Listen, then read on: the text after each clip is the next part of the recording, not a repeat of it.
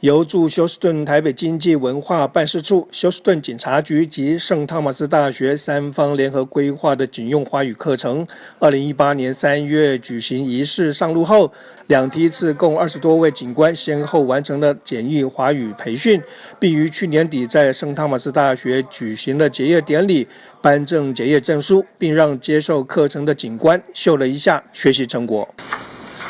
你好，你好吗？好。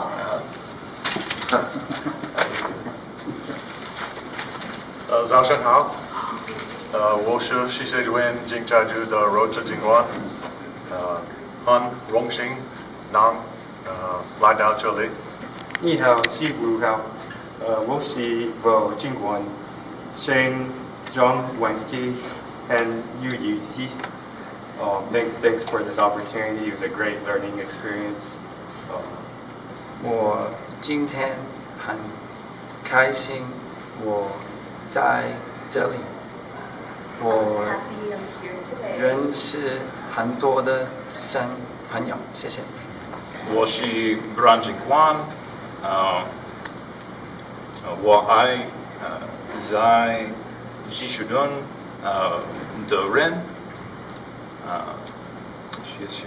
大家好，我是 Blanton 警官。我很喜欢这个中文课，谢谢马老师。这项课程开始后便搬迁到达拉斯居住的授课老师 Maria 每周仍不辞辛劳的开4个小时车程到休士顿帮警官上课，希望自己能有始有终的完成这一项别具意义的教学任务。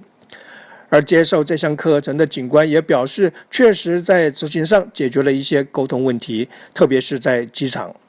A lot of my friends and family, they wouldn't understand why I would drive here 4 hours, 5 hours every week just to teach officers 2 hours a week. And I told them this is where I see the meaning or significance of my work and my career, because it's really to help to facilitate communications, right? To bridge communities between law enforcement and the Chinese-speaking communities. And a couple of officers in the sessions, they told me stories about they were on the streets and then they're Chinese-speaking people or communities that they just don't know how to communicate with law enforcement. And then even though they speak survival Mandarin, but then even just ni hao or even just where do you live, where's your home, like simple sentences like it, not even sentences, just keywords that would help facilitate the understanding between them and then actually let off the guards of those communities, right? So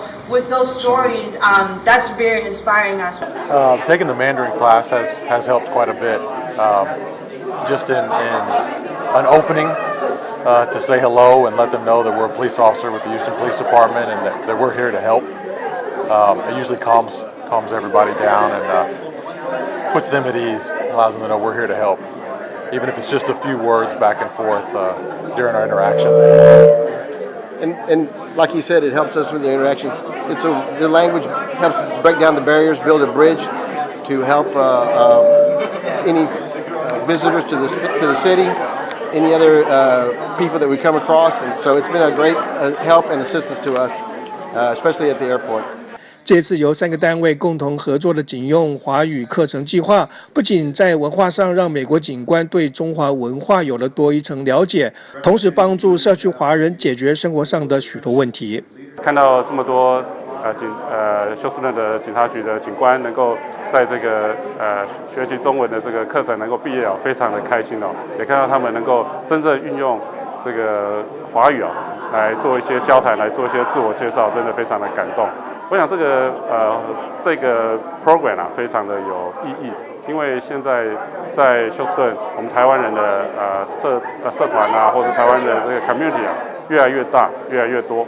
那经常就会碰到在外面有一些交通方面的问题啦。那如果说这边的当地的警察都能够会讲一些中文的话，这对在双方在表达、双方在处理事情啊，都会达到一个很快的解决啊。所以这是我们的初衷啊，希望说这个警察学会了中文之后，在跟我们的侨民也好，跟我们的观光客的应对也好啊，都能够大家能够达到一个很好的这个理解。淡江大学英语系毕业的教育组长周慧宜曾在中华民国海巡署授课英文，也因此让她突发奇想，促成了这一项警用华语计划。由于她的用心及创意，造福了当地英语沟通困难的华人侨胞。我在读大学的时候，曾经到警察我们的海巡署去教过警察英文。那他们呢，有时候就是在追这个走私啊，在巡访的时候，就会碰到这个语言沟通上的一个障碍。所以当时我们中华民国政府海巡署呢，他们是有希望教警察英文的课程。那个时候我就有机会教他们。那到美国来以后，我也想说，其实这个语言的学习是很有必要，所以我就开始跟这个警察局联络，看有没有可能推广这个华语的课程，让他们也可以透过中文的学习，了解到我们不同的文化。那这方面呢，加强了学术，加强了社区，加强了官方，大家3方面的合作，是一个还不错的一个典范，是全美国第一个这样做的一个例子。这项计划课程内容以关键字教学为主，以机场询问、迷失问路、犯罪枪械等情境用语，让民众与警方以中英关键字相互沟通，达到解决当下的问题。这门华语课警用华语课程里面，我包含了一些最基本的用语。那大部分是集中在交通的用语部分，大部分集中在有一些机场用语部分，或是犯罪武器的部分，或是走失的人遗失的物品这些部分。所以